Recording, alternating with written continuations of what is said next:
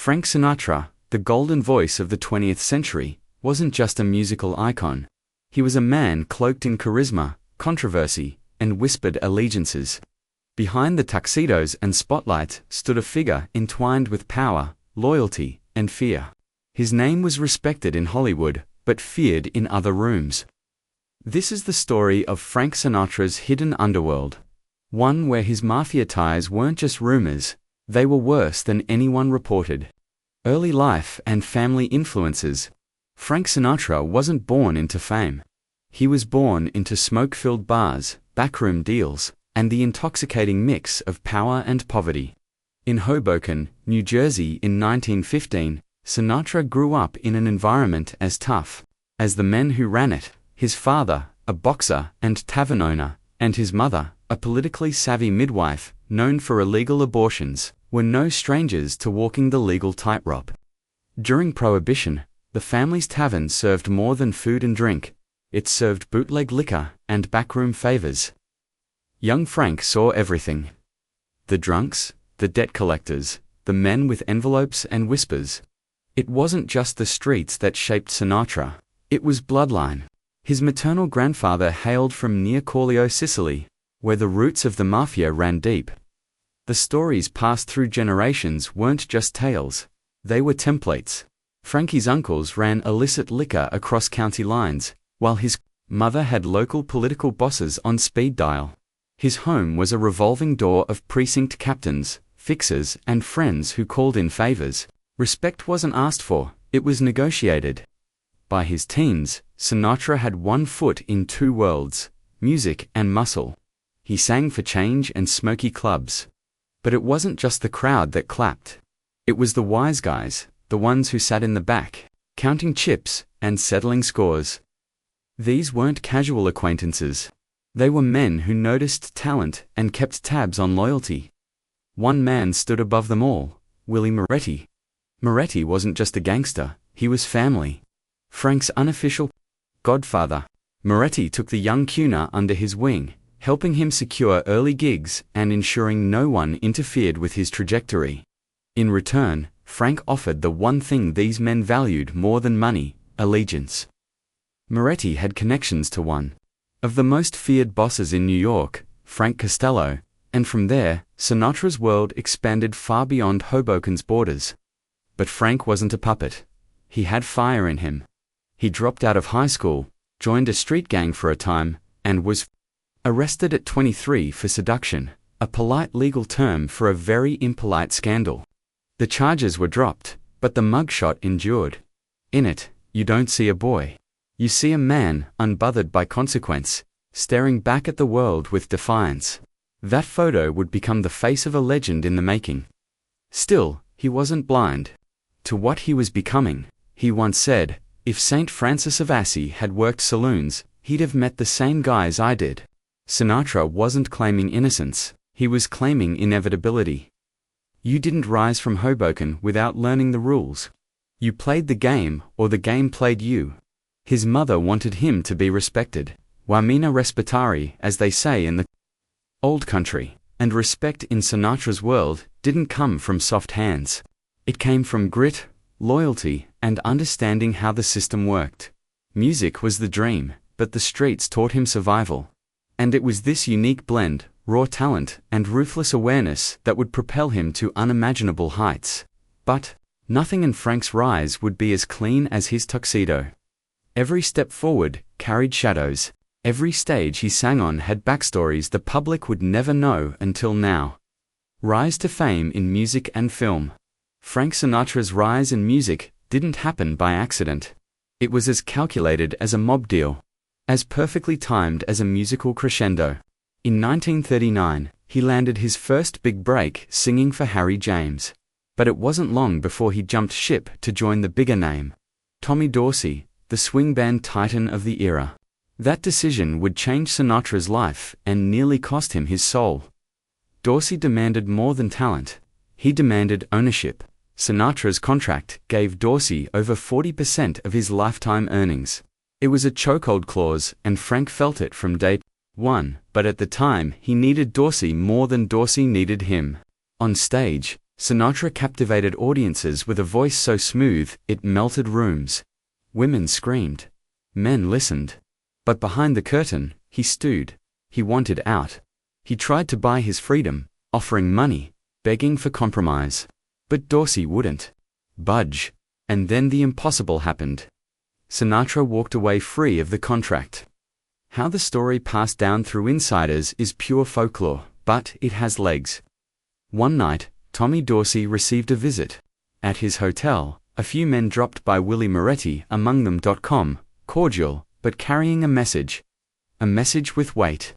Dorsey later joked, perhaps not joking at all, that a gun was placed gently against his lips and he was told it would be wise to release Frank for $1. He did. Sinatra denied the story all his life. But Dorsey's change of heart was so sudden, so complete, it raised more than eyebrows. It raised alarms, and it formed the spine of one of fiction's most famous scenes. The Godfather's Johnny Fontaine, begging Don Corleo to get him out of a contract. A frightened bandleader, a favor, and in the movie, a horse's head in a bed. It was art imitating life or life imitating power. With his freedom won, however, it came, Sinatra went solo. The timing was perfect. America was on the edge of war, and Frank's voice became its emotional soundtrack. From 1943 to 1945, Sinatra mania hit like a bomb. Teen girls fainted at his concerts. Crowds lined up for hours. He wasn't just a singer, he was a phenomenon, and Hollywood took notice.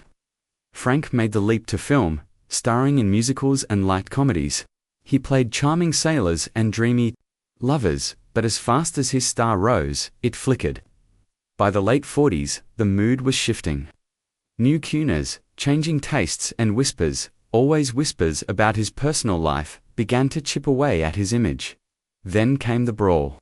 In 1947, Sinatra punched gossip columnist Lee Mortimer in the face at a nightclub. Mortimer had written about Frank's supposed mob ties. Frank claimed the columnist had insulted him, but the public saw a man with a temper, dangerous, volatile. The assault wasn't just a scandal, it was a glimpse behind the curtain. Sinatra wasn't just the cool guy with the microphone, he had rage, he had connections, and he wasn't afraid to throw a punch for respect.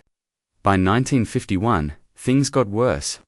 His marriage to Nancy Barbado was collapsing under the weight of fame and affairs. His romance with Ava Gardner was explosive, passionate, public, and destructive. Studios cooled on him. Radio sponsors backed away. He was losing his grip. And then came the comeback. The movie was From Here to Eternity, a gritty war drama with real stakes. Sinatra wanted in desperately, but studio head Harry Kahn wasn't interested. Frank's reputation was damaged goods until suddenly, Kahn changed his mind. The story that circulated was that Johnny Roselli, a smooth-talking mob fixer, made a call, a simple call, and the door opened. Frank got the part. He played Angelo Maggio, a hot-headed soldier with a fragile heart. It wasn't just acting, it was redemption. The performance won him an Oscar. The career drought ended overnight, and the legend, it was reborn. After that, Sinatra wasn't just a singer or actor, he was a survivor. A man who had seen the abyss and pulled himself back, with or without help, from dangerous friends. By the mid-1950s, he signed with Capitol Records and became the voice of Las Vegas. His swagger returned. His confidence swelled. The bow tie, the fedora, the whiskey glass, they weren't props, they were armor. But for all his class, he never left behind the ones who helped him rise. Behind the glamour, Sinatra still took late-night calls from wise guys, still attended private dinners where laughter and loyalty mixed with silence and secrets. Sinatra's fame was now bulletproof. But so was the rumor that it had been paid for, not in dollars, but in favors, threats, and whispers behind closed doors. Mafia connections deepening through the 1940s and 50s. Frank Sinatra was no longer just a performer. He was becoming something else, a symbol, a brand, and, to the underworld, an asset. As his career soared, so too did his value to men who didn't pay in cash, but in favors, protection, and silence. By the mid-1940s, Frank wasn't just brushing shoulders with mobsters. He was dining with them, traveling with them, laughing with them in back rooms away from the spotlight. There was Joe Fetty, a childhood friend from Hoboken, who just so happened to be a courier for Al Capone's outfit. Then came Charles Lucky Luciano, recently deported but still a shadow force in global organized crime. Through Fetty, Frank met Luciano, first in Florida, later in Cuba. That meeting wouldn't be forgotten.